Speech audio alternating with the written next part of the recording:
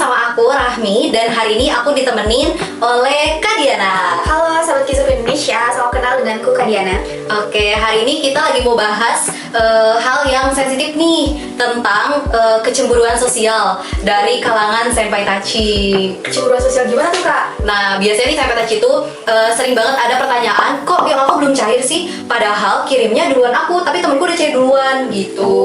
Oh, I see. Nah ini nih yang banyak belum diketahui oleh senpai tachi, bahwa yang ngirim berkas Nike itu bukan cuma dari Kizoku aja, tapi berkas dari seluruh dunia masuk ke Tokyo Insurance dan diproses di sana. Jadi antrian internalnya itu banyak banget, yang mana jadinya sistemnya itu adalah prosedural. Kita nggak bisa nih nyerobot antrian karena tentunya ada sistem yang perlu dilewati satu persatu gitu Kak. Oke, benar banget ya, berarti itu lebih dari jutaan bahkan mungkin ribuan ya. Ribuan berkas yang masuk di Tokyo Insurance seperti itu. Jadi memang standar waktu prosesnya itu memang dari sana itu 3 sampai 6 bulan. Jadi memang nggak ada sistem percepat karena harus ngantri gitu.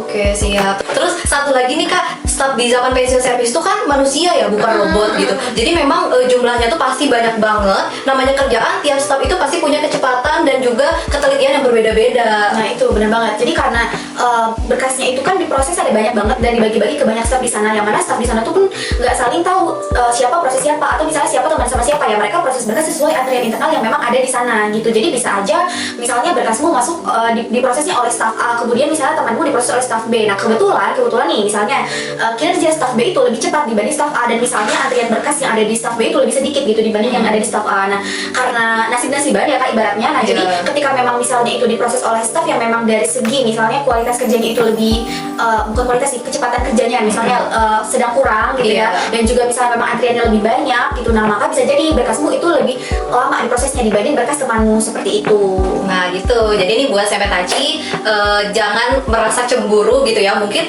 apakah aku apakah temenku ada perlakuan khusus nih dari Kizoku gitu sehingga dia cair duluan atau kayak gimana, itu jangan berpikir seperti itu ya. Karena yang mencairkan itu bukan dari Kizoku sebenarnya. Ya betul. Ya gitu. Ya, jadi karena pencairan itu dari Tokyo Insurance, uangnya pun langsung masuk ke rekening pribadi kamu dari sana. Jadi selama memang belum ada uang yang masuk nih ibaratnya, maka memang masih diproses di sana gitu.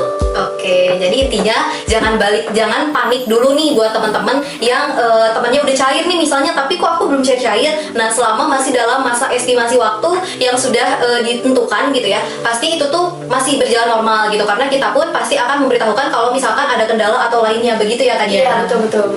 Jadi buat teman-teman nih sabar aja dulu, anggap aja ini tuh lagi nunggu kejutan besar gitu ya. Iya. Kejutan besar setelah perjalanan panjang bekerja di Jepang gitu. Benar-benar, karena ranking itu bukan soal cepet-cepetan cair sebenarnya. Yang penting mah pada akhirnya cair juga gitu kan. Iya, betul. Oke, begitu ya sahabat Kizoku, terima kasih banyak nih Kak Diana udah nemenin aku di hari ini, sharing hari ini. Semoga nih teman-teman Kizoku Indonesia, sahabat Kizoku Indonesia, semoga bisa memahami alur pengurusan internal dari tim Kizoku Indonesia seperti itu. Jadi harus ingat ya, jadi bukan karena misalkan nih di Kizoku ini belum cair-cair, gimana sih di yang lain udah. Nah sebenarnya itu bukan jadi faktor penilaian utama seperti itu, karena kita juga setiap bulan kita pasti follow up kan ke pihak Tokyo Insurance. Jadi senpai tachi nggak usah khawatir nih kalau misalkan mungkin di akuntan lain, atau misalkan senpai tachi urus di yang memang mendadak jadi akuntan gitu ya, bisa aja gitu kan diproses atau bahkan orangnya ngilang gitu dan rankingnya nggak cair-cair, bisa aja kayak gitu.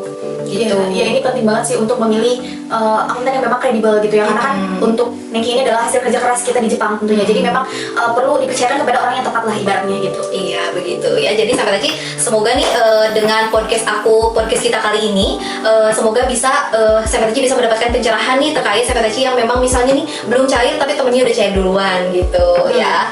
Oke, jadi intinya apa Kak Diana?